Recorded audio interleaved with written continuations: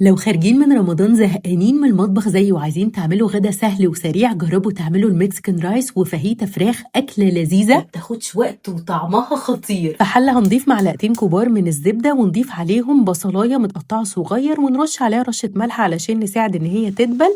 بعد كده هضيف عليها فلفلاية صفرا، ممكن أحمر أو أخضر اللي عندكم، ومعلقة صغيرة من الثوم. والبهارات دي كاتباها لكم في الكابشن. نضيف معلقتين كبار من الصلصة تقليبة ونضيف الرز. أنا استخدمت رز بسمتي. هنقلب كل ده مع بعض وبعد كده نضيف المية، طبعا كاتبالكوا المقادير والكميات. نسيب الرز على نار عالية لحد ما يتشرب، بعد كده نهدي النار خالص. هتلاقوا الرز فلفل معاكوا بقى تحفة كده.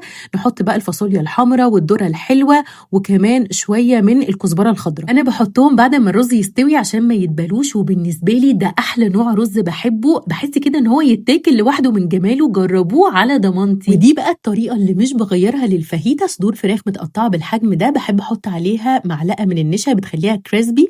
ودي خلطه البهارات اللي بعملها للفاهيتا، طبعا كاتباها لكم اختياري. ممكن تحطوا معلقه صويا صوص، واخر حاجه معلقه زيت زيتون. انا كل ما اعملها من حبي فيها اعمل كميه واشيلها في الفريزر. بقطع فلفل الوان وبصل عليهم نفس البهارات ونضيف الفراخ ونقلب ونشيلها بقى في علب. تنفع مثلا وقت السفر، او لو عايزه تسهلي على نفسك الوقفه في المطبخ تطلعيها على طول على التسويه. لو مش هتشيلي في الفريزر هتعمليها بالطريقه دي. فوق زيت زيتون ونضيف الفراخ. مش هنقلبها غير لما تبتدي تاخد لون، بعد كده نقلب لحد ما كلها تاخد لون.